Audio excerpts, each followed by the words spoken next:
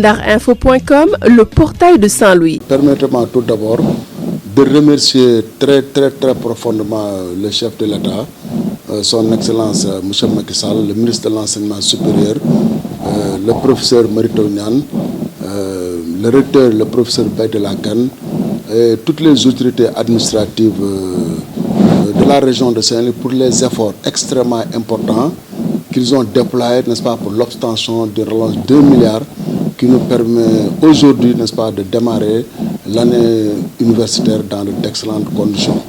Et donc, nous avons demandé une relance de 1 milliard 933 000. Bon, in fine, nous avons obtenu 1 milliard. Et donc ça mérite quand même des remerciements, des félicitations et une reconnaissance très profonde, n'est-ce pas, du CROUS envers, n'est-ce pas, les plus hautes autorités de l'État.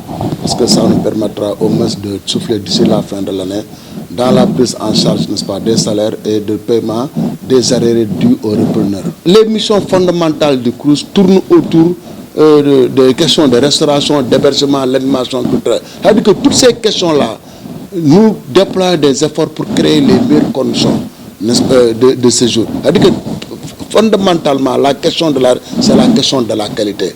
Et nous veillons, n'est-ce pas, sur l'amélioration des conditions de la qualité de la restauration des étudiants. En tout cas, les cahiers de charges sont là.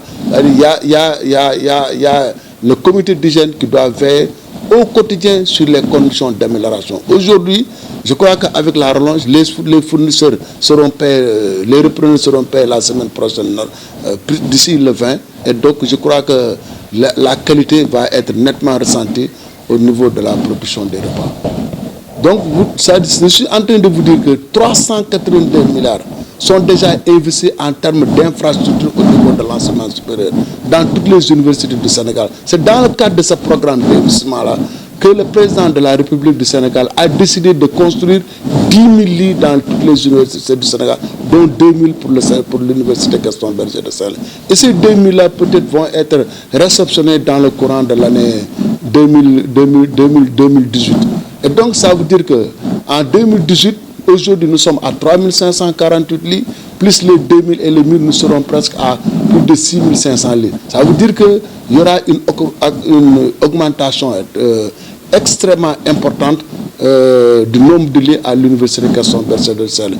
Et donc, avec la réactualisation du règlement intérieur, c'est-à-dire les conditions de l'environnement de l'hébergement sera totalement assigné au niveau de l'université Gaston Berger de Saint-Louis. Parce que ce qu'il est clair, et ça tout le monde est d'accord, on ne peut pas attribuer, n'est-ce pas, un lit à l'ensemble des étudiants. De la même manière, tous les étudiants ne peuvent pas être orientés à l'IGB. De la même manière que tous les étudiants ne peuvent pas être attribués de bourse. De la même manière, tous les étudiants ne peuvent pas être attribués de lit. Ça veut dire quoi?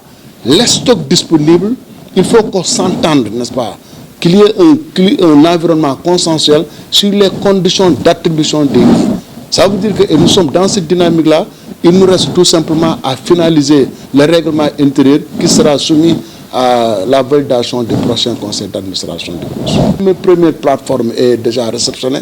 La deuxième plateforme sera réceptionnée très prochainement et tout l'équipement nécessaire est déjà sur place.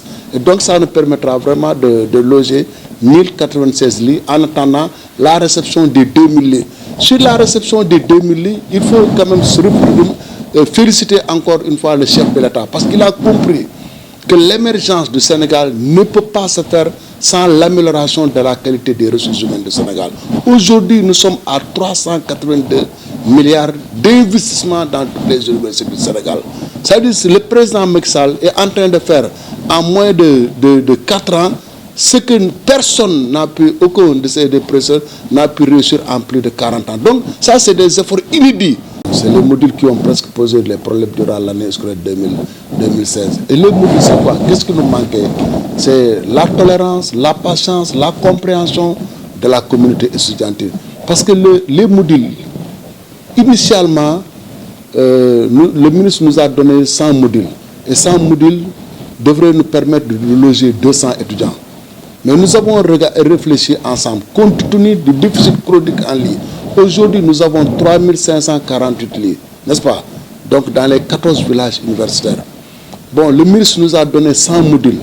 l'installation des 100 modules devrait nous permettre d'avoir 200 lits. Nous avons réfléchi avec les techniciens du ministre et nos techniciens internes. Bon, par rapport au déficit, n'est-ce pas, en lits, c'est l'utilisation optimale de ces modules pourrait nous permettre d'avoir plus de 1096 lits. Mais c'est la mise en place, l'aménagement, l'installation de ces modules-là devrait permettre, n'est-ce pas, ça veut dire que devrait permettre d'avoir 1096 lits. Mais le temps là, ce qui nous manquait, c'est la tolérance, la compréhension et les moyens. Il nous fallait chercher les moyens, il nous fallait avoir, n'est-ce pas, compter sur la tolérance et la patience des étudiants pour terminer, n'est-ce pas, ces mesures qui permettront d'avoir une plus grande, qui nous permettront d'avoir plus de 1096 lits. Darinfo.com, l'information en temps réel.